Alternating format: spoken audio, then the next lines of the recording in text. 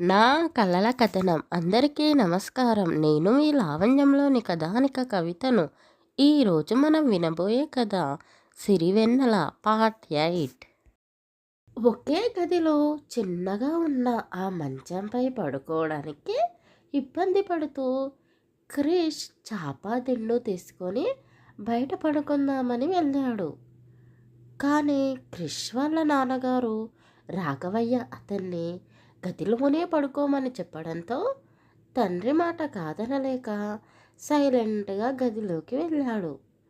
వెన్నెల ఆ రోజు జరిగిన సంఘటనని గుర్తు చేసుకుంటూ అలసిపోయిన శరీరంతో మంచంపై వాలిపోయింది. క్రిష్ గదిలోకి వెళ్ళి గడియ పెట్టేయడంతో వెన్నెల కంగారు పడి పైకి లేచి నిలబడింది. భయపడకు, నేనే. నాన్న బయటే ఉన్నాడు. నేను బయట పడుకోవడం కుదరదు. ఇక్కడే పడుకోవాలి అంటూ క్రిష్ వెన్నెల వైపు అడుగులు వేశాడు. అసలే వెన్నెలకి కంగారు ఎక్కువ. అతను అలా ఆమె వైపు వస్తూ ఉంటే ఆమె వణికిపోతూ అడుగులు వెనక్కి వేస్తూ కంగారు పడింది. క్రిష్ మంచంపై కూర్చుంటూ, ఏయ్ ఆగు, ఇది చలికాలం కూడా కాదు కదా, ఎందుకలా వణికిపోతున్నావు అని అడిగాడు.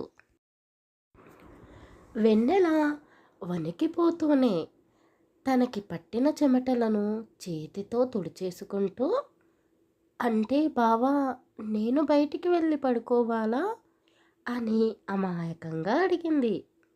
ఒసేయ్, నీకు అసలు నేను చెప్పింది అర్థమైందా? నన్నే బయట పడుకోవద్దు అని మా నాన్న అన్నాడు. అంటే నిన్ను బయట పడుకోనిస్తాడా? నువ్వు ఒకవేళ బయటకు వెళ్ళినా మా నాన్న నన్నే తిడతాడు. నాకు మా నాన్నకి గొడవ పెట్టాలని చూస్తున్నావా? నోరు మూసుకొని ఇక్కడే పడుకో అని క్రిష్ అనగానే వెన్నెల చాప కింద పరుచుకొని అతనికి కనబడకుండా నిండా దుప్పటి కప్పుకొని పడుకుంది. పెళ్ళైన మొదటి రోజు ఒకే గదిలో పడుకున్నాం, మళ్ళీ ఈరోజు పడుకుంటున్నాం అని వెన్నెల మనసులోనే అనుకుంటూ మెల్లిగా నిద్రలోకి జారుకుంది. క్రిష్ కూడా బాగా అలసిపోవడంతో అలా మంచంపై వాలిపోగానే నిద్ర పట్టేసింది. గాఢ నిద్రలో ఉండగా గట్టిగా అరుస్తున్న వెన్నెల గొంతు విని ఉలిక్కిపడి నిద్ర లేచి కూర్చున్నాడు. వెన్నెలను చూసి ఆశ్చర్యపోయాడు. నిద్రలో కూడా ఈరోజు జరిగిందే గుర్తు చేసుకుంటూ ఏడుస్తూ ఉంది. అయ్యో, ఈ వెన్నెల ఇంత గట్టిగా అరిస్తే అమ్మా నాన్నలు కంగారు పడి ఇక్కడికి వచ్చేస్తారేమో అని అతను అనుకొని వెన్నెల వద్దకు వెళ్ళి ఆమె పక్కన కూర్చొని అతని చేతితో ఆమె భుజంపై చెయ్యి వేసి మెల్లగా నిమురుతూ ఉన్నాడు. కొద్దిసేపు అలాగే చేస్తూ ఉండడంతో వెన్నెల హాయిగా నిద్రపోయింది. మళ్ళీ నిద్రలో ఉలిక్కిపడి గట్టిగా అరుస్తుందేమో, నేను తన పక్కనే పడుకుంటాను అని కృష్ణ ఆమె పక్కనే పడుకొని ఆమె భయపడకూడదు అని మీద చెయ్యి వేసి పడుకున్నాడు. ఉదయం 4 గంటల సమయంలోనే రాఘవయ్య నిద్రలేచి పొలం వరకు వెళ్ళి వస్తానని సుభద్రతో అన్న మాటలు పడుకున్న క్రిష్కి వినపడడంతో, నేను కలగంటున్నానా, నాన్న అమ్మతో ఏదో మాట్లాడుతున్నాడు అని మెల్లగా కళ్ళు తెరిచి చూశాడు. కాదు, ఇది కల కాదు, నిజమే. రాత్రి నేను ఇంటికి వచ్చాను అన్న సంగతే మర్చిపోయాను అని తల కొట్టుకోబోతూ అతని గుండెలపై పడుకున్న వెన్నెలను చూశాడు. ఆమెను అంత దగ్గరగా చూడడం అదే మొదటిసారి కావడంతో క్రిష్ కన్నార్పకుండా ఆమె అందాలను చూస్తూ ఉండిపోయాడు. అందరూ అంటుంటే ఏమో అనుకున్నాను, కానీ ఈ వెన్నెల కూడా అందంగానే ఉంది, పర్వాలేదు అని మనసులోనే అనుకుంటూ అతనికే తెలియకుండా ఆమె నుదుటిపై చిన్నగా ముద్దిచ్చాడు. ఆమెకు ఏదో గుచ్చుకున్నట్టుగా అనిపించి కళ్ళు మూసుకొని కదులుతూ ఉంది. వామ్మో! ఏం చేశాను నేను? ఇప్పుడు ఇది కళ్ళు తెరిచి నన్ను ఇలా చూస్తే తప్పుగా అనుకుంటుంది అని క్రిష్ మెల్లిగా వెన్నెలని దిండుపై పడుకోబెట్టి మళ్ళీ పడుకుంటే ఎప్పుడు మేలుకు అవుతుందో అని పడుకోకుండా బయటికి వెళ్ళాడు. క్రిష్ గదిలో నుండి బయటికి రాగానే సుభద్ర కొడుకుని చూసి, ఏంట్రా ఇంత పొద్దున్నే లేచావు? రాత్రి సరిగ్గా నిద్ర పట్టలేదా? సిటీకి బాగా అలవాటు పడ్డట్టున్నావు. అందుకే తొందరగా లేచినట్టున్నావు అని సుభద్ర అనడంతో కృష్ణ నవ్వుతూ, అమ్మా అదేమీ కాదు, ఇది నా ఇల్లు. రాత్రంతా ఎంతో ప్రశాంతంగా పడుకున్నాను. ఏదో మామూలుగా మెలకువ వచ్చింది. నాన్న గొంతు వినబడి బయటికి వచ్చాను అంతే అని క్రిష్ అనగానే, అవునా, ఈరోజు పొలంలో చాలా పనులున్నాయి. నిన్న ట్రాక్టర్ పాడయ్యింది. అందుకే దున్నడం మధ్యలోనే ఆగిపోయింది. అందుకే నాన్న నాగలితో దున్నడానికి వెళ్ళాడు అని సుభద్ర అనగానే, ఏంటమ్మా, నాన్న నాగలితో దున్నుతాడా? 2 రోజులు ఆగితే ట్రాక్టర్తో పని జరిగిపోతుంది కదా అని క్రిష్ తల్లిని కసిరిస్తూ అన్నాడు. నువ్వన్నది కరెక్టే కానీ ఈరోజు నారు వేయాలిరా. నువ్వన్నట్టు 2 రోజులు ఆగితే 40 రోజుల నుండి పెంచిన వరి నారంతా పాడైపోతుంది అని సుభద్ర అతనికి అర్థమయ్యేలా చెప్పి, ఈ పనులన్నీ మాకు మామూలేలే అంటూ నవ్వుతూ వాకిట్లో కల్లార్పి చల్లడానికి వెళ్ళింది. వెన్నెలకి రోజు ఉదయాన్నే లేచే అలవాటు ఉండడంతో వీరి మాటలు కూడా వినబడడంతో నిద్రలేచి బయటికి వచ్చింది. అత్తమ్మ, ఆగు, ఈ పనులన్నీ రోజూ చేస్తూనే ఉంటావు కదా, ఏ రోజు నేను చేస్తాను అంటూ వెన్నెల కల్లార్పి చల్లి ఎంతో అందంగా మెలకలు తిప్పిన ముక్కు వేసి మురిసిపోయింది. ఈ వెన్నెల మా అమ్మకు ఇంట్లో హెల్ప్ చేస్తుంది, నేను మాత్రం ఖాళీగా కూర్చోవడం ఎందుకు అని క్రిష్ తండ్రికి సాయం చేద్దామని పొలానికి వెళ్ళాడు. క్రిష్ పొలం వైపు వెళ్ళడం చూసి వెన్నెల పరిగెత్తుకుంటూ ఇంట్లోకి వచ్చి, అత్త, బావ పొలం దగ్గరికి వెళుతున్నాడు. మామయ్యతో సరిగ్గా మాటలు లేవు. మరి బావ అక్కడికి వెళ్ళి ఏం చేస్తాడు అని వెన్నెల కంగారు పడుతూ అన్నది. అయ్యో పిచ్చిపిల్ల, వాళ్ళిద్దరూ పైకి మాత్రమే కోపంగా ఉన్నారు. వాళ్ళ గురించి నువ్వు కంగారు పడకు. వీడు కూడా పొలం దగ్గరికి వెళ్ళాడు అంటే ఆ పని అయ్యే వరకు తిరిగి ఇంటికి రాడు అన్నమాట. మనం వాళ్ళ కోసం టిఫిన్ చేసి పంపిద్దాం. అలాగే మధ్యాహ్నానికి కూడా సరిపడా భోజనం తీసుకొని వెళదాం అని సుభద్ర అనగానే వెన్నెల కూడా సరే అని నవ్వుతూ అన్నది. అత్త కోడళ్ళు ఇద్దరూ కలిసి కబుర్లు చెప్పుకుంటూ వంట చేయడం మొదలుపెట్టారు. అత్త, నాకు తాతయ్యని నానమ్మని చూడాలని ఉంది. వాళ్ళని ఒక్కసారి ఇక్కడికి రమ్మని చెబుతావా అని వెన్నెల అనగానే, అదేంటి వెన్నెల, నానమ్మని తాతని చూడడానికి నువ్వే వెళ్ళొచ్చు కదా అని సుభద్ర అనగానే వెన్నెల తడబడుతూ, వెళ్ళొచ్చు కానీ మా పిన్ని నా మీద కోపంగా ఉంది కదా, అందుకే నేను ఆ ఇంటికి వెళ్ళాలి అనుకోవడం లేదు అని వెన్నెల అనగానే, హా, నువ్విలా అందరికీ భయపడుతూ కూర్చుంటే నిన్ను అందరూ భయపెడుతూనే ఉంటారు. నువ్వు ఇంకెప్పుడు మారుతావే? అయినా అది నీ ఇల్లు. ఆ సత్యకు ఎంత హక్కుందో నీకు అంతే హక్కు ఉంది. చేసిందంతా మీ పిన్ని కూతురు సత్య అయితే నువ్వేం చేశావని నీ మీద కోపంగా ఉండడానికి అంటూ సుభద్ర ఆమెకు అన్న అయిన వెంకటేష్ అతని భార్య మమతను తిడుతూ అన్నది. అత్త, జరిగిందేదో జరిగిపోయింది. ఇప్పుడు ఎవరిని తప్పు పట్టినా ప్రయోజనం ఏముంది అని వెన్నెల అనగానే, నువ్వు చిన్నదానివైనా చాలా పెద్దగా ఆలోచిస్తావు. నీలా అందరం ఆలోచిస్తే ఈ గొడవలే ఉండవు. సరే, నేను మా అమ్మను నాన్నను రమ్మని చెబుతానులే.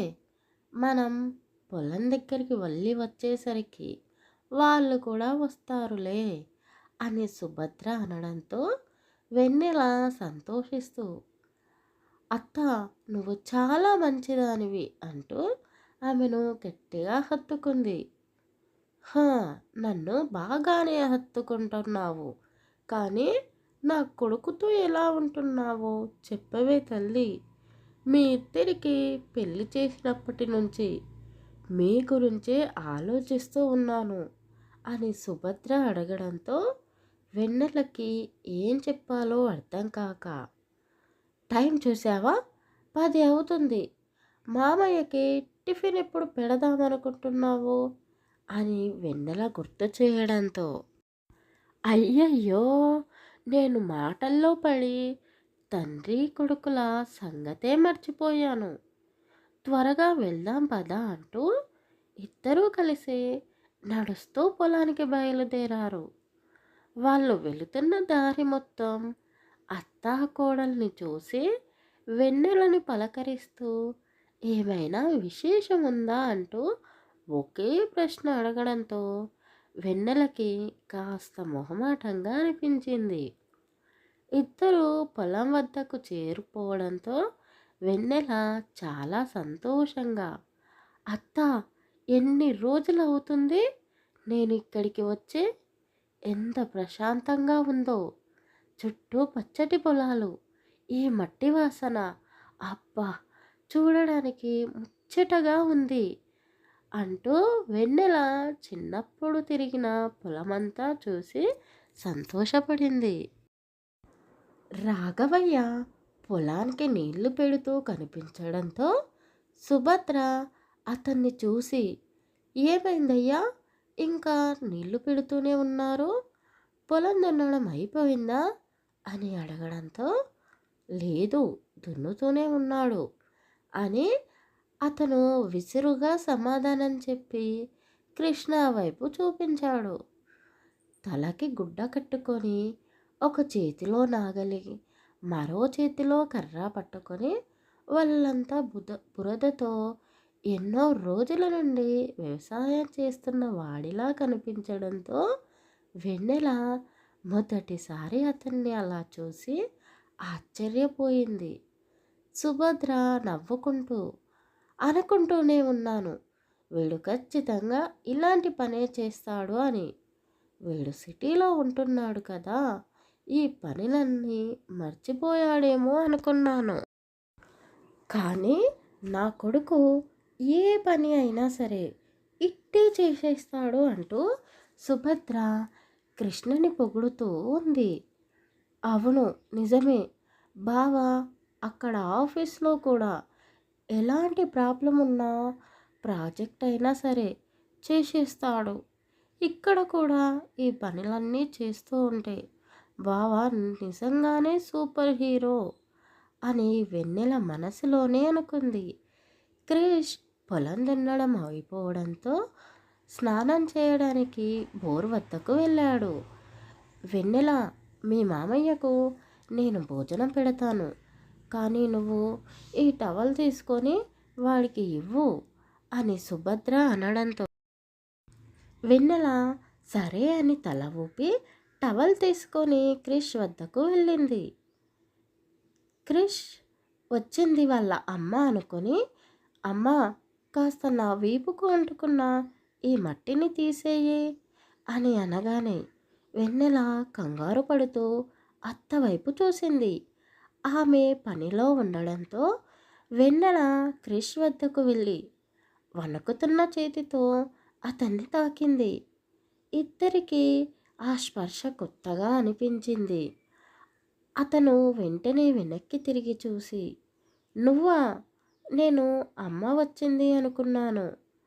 నువ్వు వెళ్ళు, నేను స్నానం చేసి వస్తానులే అని అతను అనగానే, బావా, కానీ వెనక చాలా బురద ఉంది అని వెన్నెల సిగ్గుపడుతూ అనడంతో, పర్వాలేదు, ఆ బురదంతా పోయేలా నేను చేస్తానులే అంటూ అతను అలానే బోర్ కింద కూర్చున్నాడు. వెన్నెల పక్కనే ఉన్న చెట్టు కిందకి వెళ్ళి కూర్చోవడంతో, వెన్నెల, పనివాళ్ళు వస్తున్నారు, నేను వాళ్లకు ఏం చేయాలో చెబుతాను, వాడు వస్తే వాడికి భోజనం వడ్డించు అని చెప్పేసి సుభద్ర కాస్త పక్కకు వెళ్ళింది. క్రిష్ స్నానం చేసి వచ్చాడు. అతను రాగానే వెన్నెల భోజనం పెట్టింది.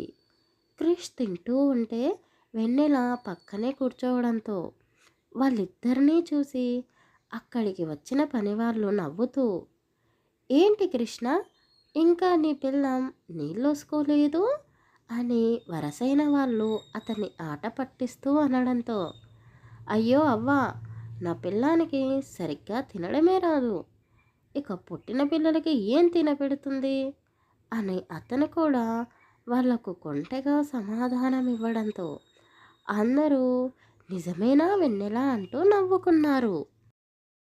వెన్నెలకి ఏం చెప్పాలో అర్థం కాక క్రిష్ వైపు గుర్రుగా చూసింది. ఏంటి అలా చూస్తున్నావు? ఇక్కడ మీ అత్తమామలు ఉన్నారని భయం పోయిందా అని అతను అనగానే, ఏంటి మీరు కూడా ఎక్కువ చేస్తున్నారు? అంటే ఏంటి మీ ఉద్దేశం? రోజు మీరు నాకు తినిపిస్తున్నారా అని వెన్నెల అనగానే, ఓహో, నీకు ఇలాంటి ఆశలు కూడా ఉన్నాయా అంటూ ఒక ముద్ద తీసి ఆమె నోటి దగ్గర పెట్టాడు.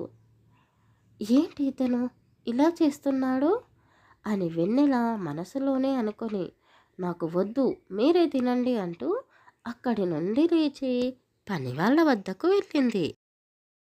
సిటీలో ఎవరి పనులు వాళ్ళు చేసుకుంటూ సైలెంట్గా ఉండే క్రిష్ వెన్నెల ఆ రోజు పొలం వద్ద ఎంతో సరదాగా అందరితో కలిసిపోయి సంతోషంగా ఉన్నారు. సాయంత్రం కావడంతో వెన్నెల అత్తతో కలిసి ఇంటికి బయలుదేరింది. వాళ్ళు ఇంటికి వెళ్ళేసరికి ఇంట్లో సుభద్ర అమ్మా నాన్నలు పరశురాం జానకమ్మ కనపడడంతో, నానమ్మ, తాతయ్య అంటూ వెన్నెల పరుగెత్తుకుంటూ వెళ్ళి వాళ్ళను హత్తుకుంది. వాళ్ళు కూడా సంతోషపడి మనవడి గురించి అడుగుతూ ఉండగానే క్రిష్ కూడా వచ్చి వాళ్ళని ప్రేమగా పలకరించాడు. ఆ రోజు రాత్రి అందరూ సరదాగా కబుర్లు చెప్పుకుంటూ భోజనాలు చేశారు. అమ్మ, రేపు ఉదయాన్నే నేను తిరిగి వెళ్ళిపోతాను అని కృష్ణ అనగానే సుభద్ర కాస్త నిరాశపడింది. నన్ను ఇక్కడే వదిలేసి వెళతాడు అని అందరికీ చెప్పేస్తాడేమో, అలా చెబితే వీళ్ళు బాధపడతారు, అతనికంటే ముందే నేనే ఏదో ఒకటి చెప్పాలి అని వెన్నెల అనుకొని, బావా, నేను ఒక వారం రోజులు ఇక్కడే ఉంటాను అని మెల్లగా అంది. అతను కూడా నిమిషం పాటు ఆలోచించకుండానే సరే అని అనడంతో వెన్నెలకి చాలా బాధేసింది. అమ్మమ్మ తాతయ్యలతో వెన్నెల కృష్ణ చాలాసేపు కబుర్లు చెప్పి నిద్ర వస్తుంది అంటూ గదిలోకి వెళ్ళారు. ఆమె మళ్ళీ నిద్రలో భయపడుతుందేమో అని అతను కూడా కావాలని, వెన్నెల, నేను కిందే పడుకుంటాను, ఆ మంచం నాకు సరిపోవడం లేదు అంటూ ఆమెకు అనుమానం రాకుండా చెప్పి ఆమె పక్కనే పడుకున్నాడు. వెన్నెలకి మనసంతా బాధగా అనిపించి ఎంతకో నిద్ర పట్టకపోవడంతో గోడపైన ఉన్న బల్లెని చూసి భయపడిపోయి పక్కనే ఉన్న కృష్ణని గట్టిగా హత్తుకుంది. ఆ తర్వాత ఏం జరగబోతుంది తర్వాయి భాగంలో తెలుసుకుందాం. కథ నచ్చితే లైక్ చేసి సబ్స్క్రైబ్ చేసుకోండి.